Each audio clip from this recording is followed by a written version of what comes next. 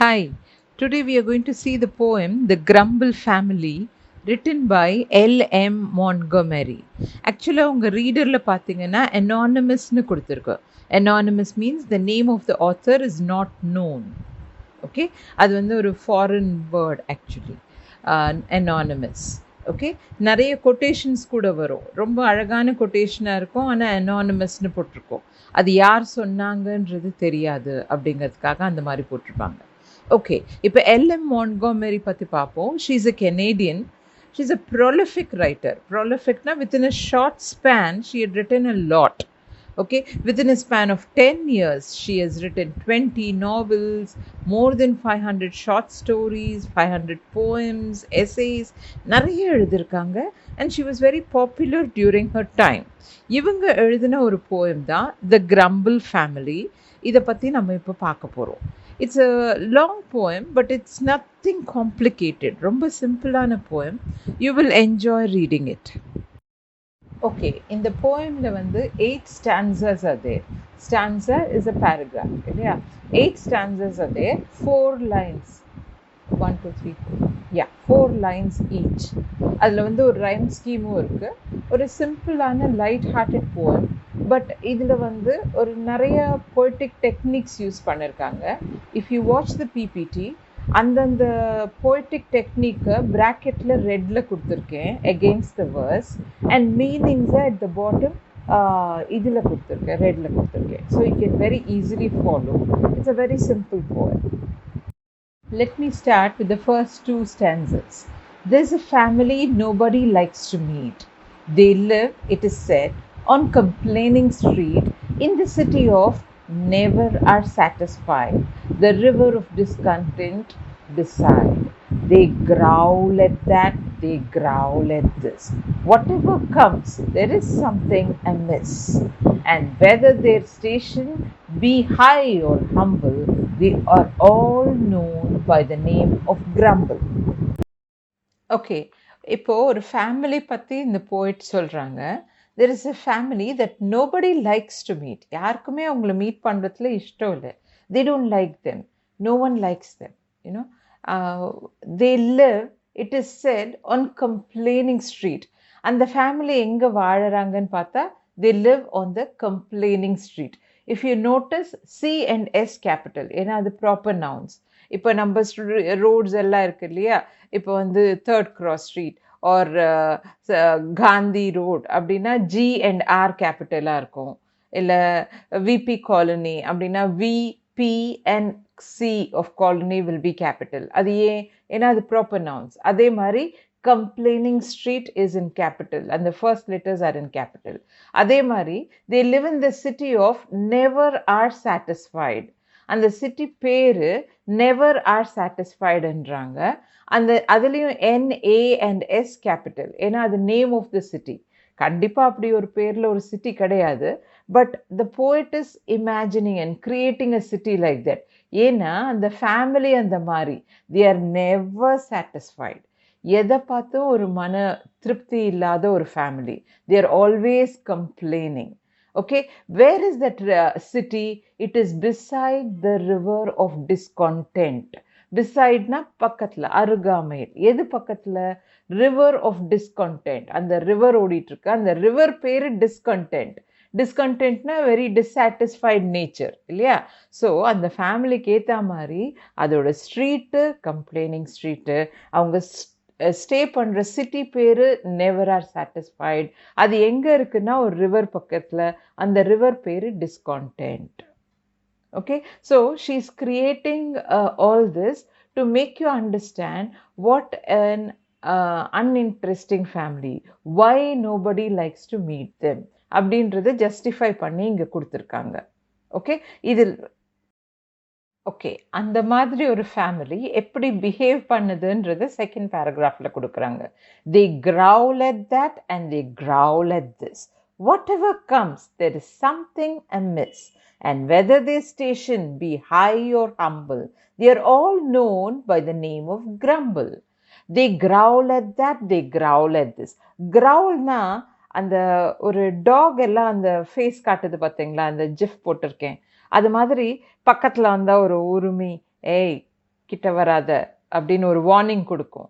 அந்த மாதிரி ஒரு கட்டரல் சவுண்ட், அந்த அடி தொண்டையிலேருந்து பண்ற சவுண்ட், எல்லாத்த பத்தியும் கிரம்பிள் பண்றது. அந்த ஃபேமிலி இஸ் நெவர் ஹாப்பி. அவங்க எப்பவுமே கம்ப்ளைனிங் நேச்சர்னு முதல்லயே சொல்லிட்டாங்க இல்லையா? So they Graul at this, இது சரியில்லை அது சரியில்லைன்னு எப்போ பாரு கிரவுல் பண்ணிட்டு இருப்பாங்க. What ever comes there is something அமிஸ். என்ன வந்தாலும் அதில் ஏதாவது ஒரு தப்பு கண்டுபிடிப்பாங்க.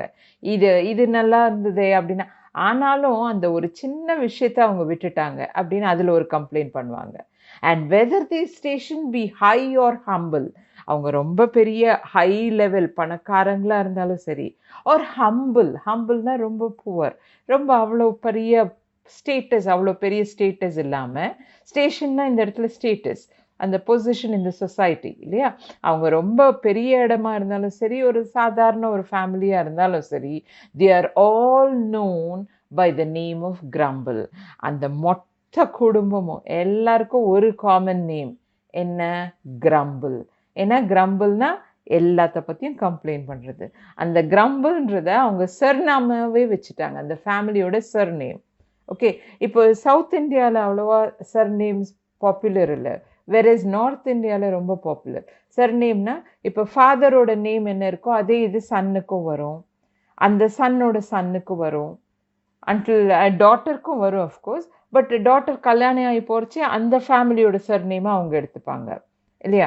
இப்போ பாருங்க, சச்சின் டெண்டுல்கர் எடுத்துக்கிட்டிங்கன்னா அவங்க ஃபாதர் பேர் Tendulkar.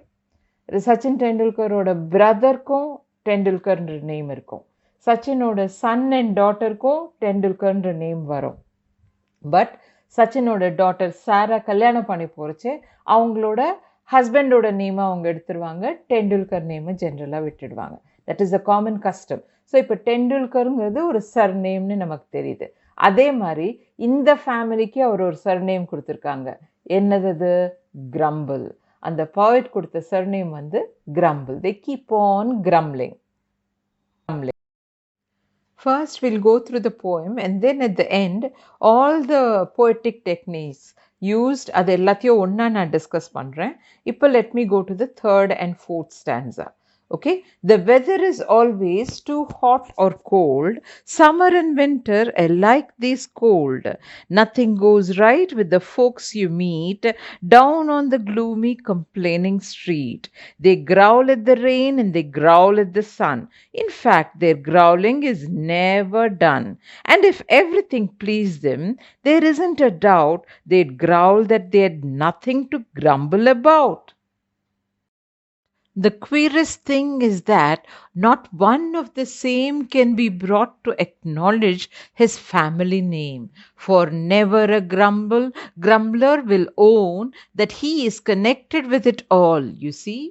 The worst thing is that if anyone stays among them too long, he will learn their ways, and before he dreams of the terrible jumble, he is adopted into the family of Grumble. அவர் சொல்கிறாரு, அந்த போய்ட் சொல்கிறாங்க, ஒரு குவீரஸ்ட் thing இருக்குது, ஒரு ரொம்ப strange, ரொம்ப ஒரு அதிசயமான ஒரு இது விஷயம் ஒன்று இருக்குது. என்னென்னா, இவ்வளோ கிரம்பிள் பண்ணுற அந்த கிரம்பிளர்ஸ் ஃபேமிலி இருக்குதே, ஒருத்தர் கூட அவங்க அந்த கிரம்பிளிங் ஃபேமிலின்றதை அக்செப்டே பண்ணிக்க மாட்டாங்க. Okay, the queerest thing is that not one of the same, ஒருத்தர் கூட அந்த சேம் ஃபேமிலியில் இருக்கிறவங்க கேன் பி brought to acknowledgeனா accept. ஆமாம், நான் இப்படி தான். ஹிஸ் ஃபேமிலி நேம், அவனோட ஃபேமிலி நேம் என்ன? Grumble family.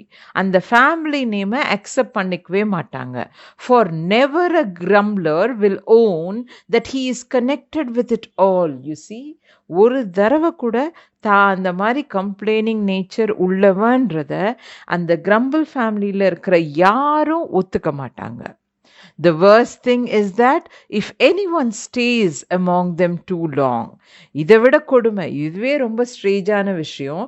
பட் ரொம்ப கொடுமையான விஷயம் என்னன்னா, அவங்களோட யாருன்னா கொஞ்ச நாள் அவங்க கூட இருந்தாங்கன்னா, அவங்க கூட கொஞ்சம் among them too long, if someone stays with them for some time, for a long period of timeனு வச்சுக்கோங்களேன், he will learn their ways. அவங்களோட வழிபடியே இவங்களும் நடக்க ஆரம்பிச்சிருவாங்க. அப்படின்னா போய் சேர்ந்தவங்களும் கிரம்பிள் பண்ண ஆரம்பிச்சிருவாங்க. And before he dreams of the terrible jumble, he is adopted into the family of grumble. Before he realises, ஐயோ நம்ம ஒரு பெரிய சிக்கலில் மாட்டிக்கிட்டோம், ஒரு கன்ஃபியூஷனில் இருக்கிறோம், ரொம்ப ஒரு மோசமான ஸ்திதியில் இருக்கோன்னு அவனுக்கு புரியறதுக்குள்ள அந்த ஃபேமிலிக்கு அவன் அடாப்ட் ஆகிடுவான். He will belong to the family of grumble. அடாப்ஷன்னா அவங்களோட குடும்பத்தோட ஐக்கியமாயிடுறது இல்லையா, அப்பா becoming part of their family, அந்த மாதிரி ஆயிடுவாங்க. ஸோ இந்த கிரம்பிளிங் ஃபேமிலியோட இன்ஃப்ளூயன்ஸ் அவ்வளோ ஒரு ஸ்ட்ராங் இன்ஃப்ளூயன்ஸ்ட். ஓகே, அவங்க தான் கிரம்பிளிங்கிறதையும் ஒத்துக்க மாட்டாங்க. ஆனால் அவங்க தான் எதையுமே ஒத்துக்க மாட்டாங்களே, இதை மாத்திரம் எப்படி ஒத்துப்பாங்க இல்லையா? ஸோ அதையும் அவங்க ஒத்துக்க மாட்டாங்க. அண்ட் தன்னோட கொஞ்ச காலம் யாராவது ஒரு நல்ல ஸ்டேபிளாக ஒரு பாசிட்டிவாக திங்க் பண்ணுற ஒரு ஆள் கூட இருந்தால் கூட அவங்களையும் இவங்க கிரம்பிள் பண்ணி பண்ணி பண்ணி அவங்க வழிக்கு இவங்களை மாற்றிடுவாங்க. அவருக்கு புரியறதுக்குள்ள அந்த ஆளும் அந்த குடும்பம் அந்த கோஷ்டியோடு சேர்ந்துட்டு அவரும் கிரம்பிள் பண்ண ஆரம்பிச்சிருவாரு. அப்படி ஒரு இன்ஃப்ளூயன்ஸ் அந்த கிரம்பிள் ஃபேமிலி பண்ணும் அப்படின்னு சொல்கிறாங்க. அதாவது த இம்பேக்ட் ஆஃப் நெகட்டிவிட்டி, இதுக்கு தான் சொல்லுவாங்க நம்ம நல்ல ஃப்ரெண்ட்ஸை கூட வச்சுக்கணும், நல்ல கம்பெனியில் இருக்கணும் அப்படின்ட்டு இல்லையா? தமிழில் எவ்வளோ திருக்குறள்லாம் கூட இருக்குது. ஏன்னா நம்ம நண்பரை பார்த்தா நம்ம எப்படின்னு சொல்ல முடியும்னு சொல்லியிருக்காங்க. நம்மளுடைய நேச்சர் நம்மளோட நண்பரை வச்சு ஜட்ஜ் பண்ணலான்னு சொல்லுவாங்க.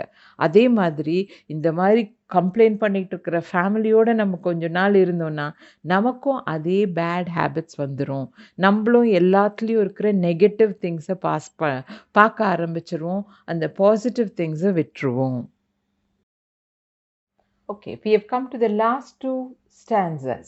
இந்த லாஸ்ட் டூ ஸ்டான்சர்ஸில் போயிட் நம்ம என்ன பண்ணணுன்றது சொல்கிறாங்க. அவங்களோட message is given here. Okay, இந்த மாதிரி கிரம்ப்ளர்ஸ் இருக்காங்க, fine. What should be our stand, நம்மளோட இது என்ன, அவங்கக்கிட்ட நம்ம என்ன கற்றுக்கணும், என்ன பண்ணணும், என்ன பண்ணக்கூடாதுன்றதை இந்த லாஸ்ட் டூ ஸ்டான்சர்ஸில் சொல்கிறாங்க. Okay, and so it were wisest to keep our feet from wandering into complaining street, and never to growl whatever we do, lest we be mistaken for grumblers too. Let us learn to walk with a smile and a song, no matter if things do sometimes go wrong, and then be our station high or humble, we'll never belong to the family of grumble. Okay, அவங்க சொல்கிறாங்க, and so it is wisest. இப்போ ரொம்ப புத்திசாலியான ஒரு வேலை நம்ம பண்ணணும்னா என்ன பண்ணணும்? To keep our feet from wandering into the complaining street. Okay, நம்ம அந்த பக்கம் தலை கூட வச்சு படுக்கக்கூடாதுன்றாரு. அந்த கம்ப்ளைனிங் ஸ்ட்ரீட் பக்கம் போகவே போகாதீங்க. ஏன்னா அங்கே போனால் நம்மளை அறியாமல் அவங்களுடைய அந்த கெட்ட குணமான கம்ப்ளைனிங் நேச்சர் நம்மளுக்கும் வந்துடும். அதனால் நம்ம அங்கே போகாமல் இருக்கிறது நல்லது. ஓகே, தூரம் இருக்கிறது, துஷ்டனை கண்டா தூரம் நிற்கிறது சொல்லுவோம்ல, அது மாதிரி அவங்க ரொம்ப பேட் இன்ஃப்ளூயன்ஸ். அவங்க கூட இருந்தால் நம்மளும் அது மாதிரி ஆகிடுவோம். அதனால லெட் இஸ் நாட் வாண்டர்னா நம்மள அறியாமல் அப்படி கேஷுவலாக நடந்து போச்சு, அந்த சைடு ஏதோ சவுண்ட் கேட்டு அப்படி ஜாயின் பண்ணுற மாதிரி அவங்க கூட கொஞ்சம் டைம் ஸ்பெண்ட் பண்ணிட்டோன்னு வச்சுக்கோங்க, நம்ம காலி. அதனால அங்கே போகவே வேண்டாம் அப்படிங்கிறாங்க. வாண்டரிங்னா ஒரு எய்ம்லெஸ் வாக்கிங். ஓகே, பர்பஸ்ஃபுல்லாக வாக்கிங்ன்றது வேற, wandering. I wandered lonely as a cloud அப்படின்னு இவர் சொன்னார், வில்லியம் வேர்ட்ஸ்வொர்த், டேஃபடில் போயம்ஸில். Wandered lonely as a cloud, ஒரு மேகம் எப்படி அப்படி தானா போகுதோ அது மாதிரி நான் நடந்து போனேன் அப்படின்னு சொன்னார். அது மாதிரி வாண்டரிங், நம்ம வாண்டர் பண்ணி கூட நம்மளை அறியாமல் கூட அந்த ஸ்ட்ரீட்டில் காலை வச்சிடக்கூடாது. And never to growl whatever we do. We should never growl. அடுத்த இம்பார்ட்டண்ட் இன்ஃபர்மேஷன் நமக்கு கொடுக்குறாங்க. ஒன்று, அந்த ஸ்ட்ரீட்டுக்கே போகக்கூடாது. Second thing, we should never growl. நம்ம கம்ப்ளைண்டே பண்ணக்கூடாது. எது எப்படி நடக்குதோ அதை அப்படியே அக்செப்ட் பண்ணிக்கணும். அதில் ஒரு மாற்றம் வேணுமா, நீங்கள் மாற்றத்தை செய்யுங்க, கம்ப்ளைண்ட் பண்ணாதீங்க. ஒரு இடத்துல குப்பையாக இருக்கா, அதை பற்றி கம்ப்ளைண்ட் பண்ணாதீங்க. அந்த குப்பையை ரிமூவ் பண்ணுறதுக்கு என்ன பண்ணணுன்றதை ஆக்கப்பூர்வமாக செய்யுங்க. Okay, we should remember never to growl whatever we do. நம்ம என்ன பண்ணாலும் கம்ப்ளைண்ட் பண்ணுறத புலம்புறத நம்ம செய்யக்கூடாது. Lest we be mistaken for grumblers too. இல்லாட்டினா நம்ம அப்படி புலம்பிகிட்டே இருந்தோம்னா நம்மளையும் ஒரு கிரம்ப்ளர்னு நினச்சிடும் இந்த உலகம். நம்மளையும் எப்போ பாரு கம்ப்ளைண்ட் பண்ணுவான், எப்போ பாரு புலம்புவான், எப்போ பாரு திட்டிகிட்டு இருப்பான், எல்லாத்துலேயும் குறை கண்டுபிடிப்பான் அப்படின்னு இந்த உலகம் நம்மளை நினச்சிரும். அதனால ஒன்று அவங்க சங்காப்தமே வேண்டாம், அவங்க சங்கதியே வேண்டாம் அப்படின்னு ஒதுங்கி இருக்கணும். ரெண்டாவது நம்ம கம்ப்ளைண்டே பண்ணக்கூடாது.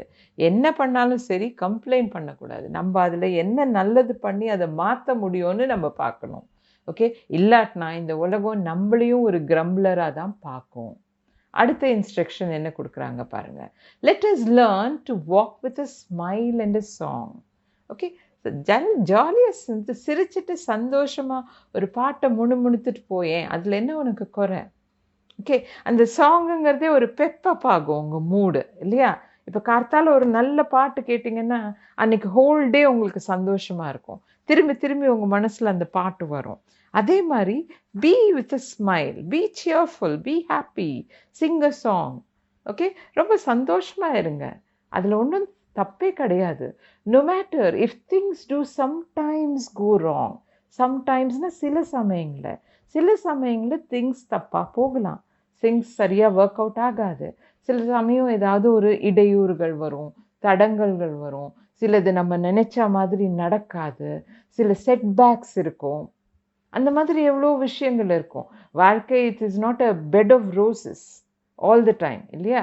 எப்போவுமே அப்படி ஸ்மூத் கோயிங்காக இருக்காது, அதில் மேடு பள்ளங்கள் இருக்கும். அப்படி இருக்கும்போது sometimes things will go wrong and then be our station high R humble. நம்ம ஏற்கனவே பார்த்துட்டோம். ஸ்டேஷன்னா நம்மளோட ஸ்டேட்டஸ், சோஷியல் ஸ்டேட்டஸ் ஹையாகவும் இருக்கலாம், ஹம்பிளாகவும் இருக்கலாம். It doesn't matter. எப்படியா இருந்தாலும் we'll never belong to the family of grumble. நம்ம சோஷியல் ஸ்டேட்டஸ் எப்படி இருந்தாலும் சரி, சில சமயம் நமக்கே கொஞ்சம் தப்பு நடந்தாலும், நமக்கு சில செட்பேக்ஸ் வந்தாலும் சரி, நம்ம அந்த ஃபேமிலியோட மாத்திரம் கை கோக்கவே கூடாது. we should keep away from that complaining street. Okay, இதுதான் அவங்க சொல்கிற முக்கியமான அறிவுரைகள். let us be cheerful, let us sing happily, be with a smile. சியர்ஃபுல்லாக இருங்க அப்படின்னு சொல்கிறாங்க. Now let's look at the central theme and the message in the poem. போய்ட்டோட main aim of the poem என்ன? ஒரு மெசேஜ் நமக்கு எல்லாருக்கும் கொடுக்குறாங்க. she wants us to be optimistic and never be pessimistic. Okay, அது பெசிமிஸ்டாக இருக்காத, எப்போவும் எல்லாத்துலேயும் ஒரு குறை கண்டுபிடிச்சிட்டு ஒரு டிஸ்சாட்டிஸ்ஃபேக்ஷனோடு இருக்காத. ஒரு அன்சாட்டிஸ்ஃபைடு பர்சன் எப்போவுமே சந்தோஷமாக இருக்க முடியாது. Okay, B with a smile and a song அப்படிங்கிறாங்க. சியர்ஃபுல்லாயிரு, சந்தோஷமாயிரு, ஆப்டமிஸ்டிக்காயிரு, பாசிட்டிவாயிரு அப்படின்னு சொல்கிறாங்க. ஓகே, ஒரு பெசிமிஸ்ட்க்கும் ஒரு ஆப்டமிஸ்ட்க்கும் உள்ள டிஃப்ரென்ஸ்க்கு ஜென்ரலாக இந்த எக்ஸாம்பிள் தான் கொடுப்பாங்க. ஒரு கிளாஸ் ஆஃப் வாட்டர் எடுத்துக்கிட்டா அதில் பாதி தண்ணி இருந்ததுன்னு வச்சுக்கோங்களேன். ஒரு ஆப்டமிஸ்ட் சொல்லுவான், it is half filled with water. கொஞ்சம் தண்ணி இருக்குப்பா, சந்தோஷம் அப்படின்ட்டு. பட் இதே ஒரு பெசிமிஸ்ட் அந்த கிளாஸ் ஆஃப் வாட்டரை பார்த்தா அவன் சொல்லுவான், இட் இஸ் ஹாஃப் எம்டி. அவனுக்கு அதில் இல்லாதது தான் கண்ணில் தெரியும். ஓகே, ஸோ எதுக்கு அந்த நெகட்டிவ் அவுட்லுக், அதை மாற்றிக்கோங்க. அதுதான் அவங்களோட சென்ட்ரல் தீம். அதுக்கு அவங்க என்ன மெசேஜ் இந்த போயம் மூலமாக நமக்கு கன்வே பண்ணுறாங்க. நம்மளோட அப்ரோச் டு லைஃப் எப்படி இருக்கணும்? we should be always cheerful, have a cheerful smile. Okay, always hum a song, do not grumble or be upset. எப்போ பாரு ஒரு குறை கண்டுபிடிச்சிட்டு அப்செட் ஆகி எப்போ பாரு ஒரு புலம்பலோடு இருக்காதீங்க. சியர்ஃபுல்லாக இருங்க. Be happy with what you get in life. ஒரு கண்டென்ட்மெண்ட் வேணும், ஒரு திருப்தி இருந்தால் தான் ஒரு சந்தோஷம் இருக்கும் இல்லையா? இன்னைக்கு சாப்பாடு நல்லா இருந்தது, இந்த புக்கு ரொம்ப நல்லா இருந்தது அப்படின்னு எதை பார்த்தாலும் ஒரு சந்தோஷம் இருக்கணும். அந்த சந்தோஷம் இருந்தால் தான் வாழ்க்கையில் ஒரு நிறைவு இருக்கும். B contented. பட் அதுக்குன்னு ஒரு எய்ம், ஒரு க்ரோத், ஒரு ப்ராக்ரெஸ் எல்லாமே இருக்கக்கூடாது. அதெல்லாம் இருக்கணும். பட் அதே சமயம் ஒரு சாட்டிஸ்ஃபேக்ஷனும் இருக்கணும். Don't spread negativity. ஓகே, அவங்க கூட இருந்தால் அவங்களோட நெகட்டிவிட்டி அவங்களையும் இன்ஃப்ளூயன்ஸ் ஆகிடும் அப்படின்னு பயப்படுவாங்க. உங்கள் கூட பேசுகிறதுக்கு, உங்களோட பழகிறதுக்கே பயப்படுவாங்க. அதனால நெகட்டிவ் தாட்ஸ் வச்சுக்காதீங்க. People will start alienating you. உங்களை தள்ளி வச்சுடுவாங்க. அந்த கம்ப்ளைனிங் ஸ்ட்ரீட்குள்ளேயே போகாத அப்படின்றாங்க இந்த போயட். ஏன்னா அங்கே போனால் ஒன்று அறியாமல் உனக்கும் அந்த குணம் வந்துடும். அதனால் be away from that. Always be positive, be cheerful. அப்படி இருந்தீங்கன்னா உங்களுடைய அந்த நல்ல குணங்கள் எல்லாருக்கும் ஸ்ப்ரெட் ஆகும். And it will be a good revolution in the world இல்லையா? ஒரு நல்ல ஆப்டமிஸ்டிக் அப்ரோச் டு லைஃப் இருக்கும். This is the message conveyed by the poet. Fine, நம்ம இப்போ poetic techniquesக்கு போவோம். What are the poetic techniques used by the poet in this poemங்கிறத பார்ப்போம். ஓகே, இதுதான் ஃபிகர்ஸ் ஆஃப் ஸ்பீச்னு சொல்லுவாங்க இல்லையா? ஒரு போயமுக்கு அழகு சேர்க்கறதே இந்த டிஃப்ரெண்ட் poetic techniques தான். அதுதான் அது வந்து ஒரு ப்ரோஸ்லேருந்து அதை டிஸ்டிங்விஷ் பண்ணி காட்டுது. ஃபைன், ஃபர்ஸ்ட் இது என்ன போட்டிருக்கேன்னா டிஆர் டாட் எபித்தெட்னு போட்டிருக்கேன். That is transferred epithet. Okay, எபித்தெட்னா ஒரு adjective. ஓகே, இந்த adjective என்ன ஆகுதுன்னா ஒரு வேர்டு டிஸ்கிரைபிங் வேர்ட் adjective நம்ம எல்லாருக்குமே தெரியும். Okay, a tall boy, tall ஒரு adjective. Okay, a small child, small ஒரு adjective. ஓகே, அந்த மாதிரி இருக்கிறது தான் adjectives. இப்போ இதில் பாருங்க, complaining street, ஸ்ட்ரீட் பேர் சொல்கிறாங்க, ஸ்ட்ரீட்டை டிஸ்கிரைப் பண்ணாங்க, கம்ப்ளைனிங் ஸ்ட்ரீட்டுங்கிறாங்க. ஸ்ட்ரீட்டாக கம்ப்ளைண்ட் பண்ணுது? கண்டிப்பாக இல்லை. The people living on that street, அதுவும் பர்டிகுலராக அந்த கிரம்பிள் ஃபேமிலி இருக்கே, அந்த ஃபேமிலி ஆஃப் கிரம்பிளர்ஸ், அவங்க தான் கம்ப்ளைனிங் நேச்சர். ஆனால் அந்த ஸ்ட்ரீட்டுக்கே கம்ப்ளைனிங் ஸ்ட்ரீட்டுன்னு பேர் வந்துச்சு. ஸோ ஸ்ட்ரீட்டை டிஸ்கிரைப் பண்ணுற அந்த adjective கம்ப்ளைனிங்கிறது it is a transferred epithet. Epithetna adjective. Actually complaining people living in that street ன்னு வராம complaining street ஆயிடுச்சு. புரியுதுங்களா? அந்த கம்ப்ளைனிங்ற adjective ஆக்சுவலாக பீப்புளுக்கு வரணும், பட் இங்கே அது ஸ்ட்ரீட்டுக்கு மாறி டிரான்ஸ்ஃபர் ஆகி வந்திருக்கு. So it is a complaining ஸ்ட்ரீட்ன்றது டிரான்ஸ்ஃபர்ட் எபித்தெட். புரியுதா? அதே மாதிரி ரிவர் ஆஃப் டிஸ்கண்டென்ட் பாருங்க. ரிவராக டிஸ்கண்டென்டாக இருக்குது. ரிவர் அமைதியாக ஓடிக்கிட்டே இருக்கும், எதை பற்றியும் பாதர் பண்ணாது. ரிவர் வந்து டிஸ்கண்டென்டாகவே இருக்காது. அதுக்கு என்ன டிஸாட்டிஸ்ஃபேக்ஷன் இருக்குது? ஐயோ இன்னும் மழை பெய்யலையே, ஐயோ இன்னும் அழகான ஃபிஷ் நம்மளோட ரிவரில் இல்லையே அப்படின்லாம் அது ஃபீல் பண்ணுமா? கிடையவே கிடையாது. அது பாட்டுக்கு ஓடிக்கிட்டே இருக்கும், தண்ணி இருக்கிற வரைக்கும் ஓடும், போய் அது எங்கே சேரணுமோ அங்கே சேரும் இல்லையா? So the river is not discontent, but the people who live near the river are discontented. அந்த மனுஷங்க தான் டிஸ்கண்டென்டாக இருக்காங்களே தவிர ரிவர் கிடையாது. ஸோ இது ரெண்டுமே டிரான்ஸ்ஃபர்ட் எபித்தெட். ஓகே, அதே மாதிரி city of never are satisfied. சிட்டியாக சாட்டிஸ்ஃபேக்ஷன் இல்லாமல் இருக்குது? கண்டிப்பாக இல்லை. அதில் இருக்கிற அந்த ஸ்ட்ரீட்டில் இருக்கிற மக்கள் அவங்க தான் அப்படி இருக்கிறாங்க. ஸோ இந்த மூணு இது அண்டர்லைன் பண்ணியிருக்கிறது மூணுமே டிரான்ஸ்ஃபர்ட் எபித்தெட். அந்த அட்ஜெக்டிவ் ஆக்சுவலாக அதில் இருக்கிற பீப்புளை குறிக்குது, பட் அது வந்து அந்த ஸ்ட்ரீட்டு, அந்த சிட்டி, அந்த ரிவருக்கு டிரான்ஸ்ஃபர் ஆகி யூஸ் பண்ணியிருக்காங்க. So this poetic technique is called is transferred epithet. இப்போ செகண்ட் ஸ்டான்ஸில் இன்னொன்று போட்டிருக்கேன். they growl at that and they growl at this. இது சொல்லும் போதே உங்களுக்கு ஒரு நர்சரி ரைம் ஃபீலிங் வரும். they growl at that and they growl at this. ஏன் அப்படி ஒரு ஃபீலிங் வருது? ரெப்படிஷன், ஒரே மாதிரி சென்டென்ஸ் ஃபார்மேட் இருக்கு. they growl at that, they growl at this. அந்த they growl atன்றது காமனாக வருது. So a repetitive sentence form, ஒரு சென்டென்ஸ் ஃபார்மேஷன் ரிப்பீட் ஆகி ஒரு போயமில் வந்துச்சுன்னா அது பேர் அனஃபோரா. ஓகே, அந்த ரெப்படிட்டிவ் சென்டென்ஸ் ஃபார்ம் இந்த போயமில் 2-3 இடத்துல வந்திருக்கு. நம்ம வர இதுலேயும் பார்க்கலாம். ஃபார் எக்ஸாம்பிள் இந்த 4th ஸ்டான்ஸால் பாருங்கள், they growl at the rain and they growl at the sun இல்லையா? அந்த 4th ஸ்டான்ஸால் ஃபர்ஸ்ட் லைன் அப்படின்னா என்ன? அதுவும் அனஃபோரா. அதே சென்டென்ஸ் ஃபார்மேட் ரிப்பீட் ஆயிருக்கு இல்லையா? வேற எங்கேயும் வரல. Okay, so that is anaphora for you. அப்புறம் ஆலிட்ரேஷன். ஆலிட்ரேஷன்னா ஒரு கான்சனன்ட் சவுண்ட் ரிப்பீட் ஆகுது.